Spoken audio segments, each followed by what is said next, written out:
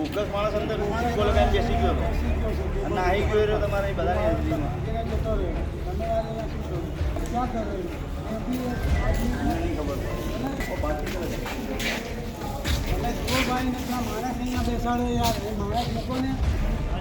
સિક્કા લગાવીને બોગસ બેસી જાય એમને.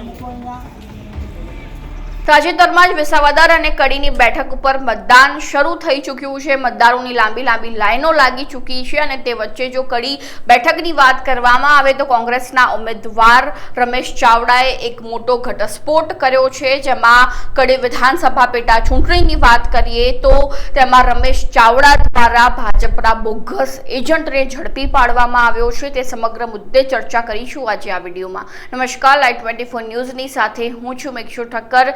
તાજેતરમાં જો કડી વિધાનસભાની પેટા ચૂંટણીની વાત કરવામાં આવે તો ત્યાં કુંડાળ પ્રાથમિક શાળાના એજન્ટ મામલે મોટો વિવાદ સર્જાયો છે, જેમાં બોગસ એજન્ટ મતદાન મથકમાંથી મળી આવ્યો છે, જેમાં કોંગ્રેસના ઉમેદવાર રમેશ ચાવડા જે તાજેતરમાં કુંડાળ ખાતે પહોંચી ચૂક્યા છે. અને આપણે જણાવી દઈએ કે કુંડાળ જે ભાજપનું ગઢ પણ આપણે કહી શકીએ છીએ, ત્યાં કોંગ્રેસ ઉમેદવાર રમેશ ચાવડાની ચાપતી નજર જોવા મળી રહી છે અને તેમણે એક બોગસ એજન્ટને ઝડપી પાડ્યો છે, જેમાં બોગસ એજન્ટને ઝડપી પાડતા મતદાન મથકમાં એક મોટો વિવાદ સર્જાયો છે. આ સમગ્ર વિવાદ મુદ્દે રમેશ ચાવડાએ શું કહ્યું, સીધા તેમની પાસેથી જ સાંભળી લઈએ.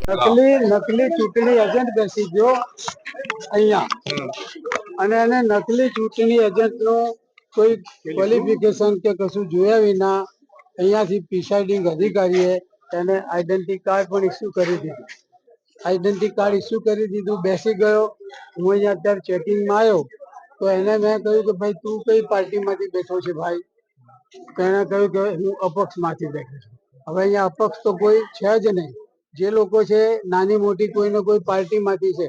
જોકે 11 પેલા આપ્યા હોય એટલે અપક્ષ તરીકે પેલામાં આવે, માન્ય પાર્ટીના ના હોય એટલે તો પાર્ટી તરફથી. અપક્ષ તો એ હોય કે જેને કોઈ પાર્ટીનો એના આધાર જ ના હોય. જ્યારે આ તો કોઈ પાર્ટી તરફથી પેલા બેઠા હોય એવા જ લોકો બાકી છે હવે. એટલે અપક્ષ તો કોઈ છે જ નહીં. એટલે તમારું એવું માનવું છે ફરિયાદ શું કરી તમે? ખોટો એજન્ટ બેસી ગયો છે. તમે જોયા એમને મેં જોયા અને મેં પૂછ્યું કે ભાઈ તું કેમ બેઠો છે અહીંયા, કઈ પાર્ટી તરફથી બેઠો છે?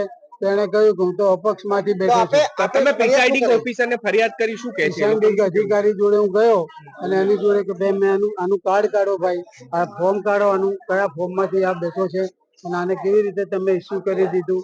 એટલે હવે હા અહીંયાથી હું પછી એની સાથે વાત કરતો હતો અને અહીંયાથી ઉઠીને ત્યાંથી પછી ભાગી ગયો.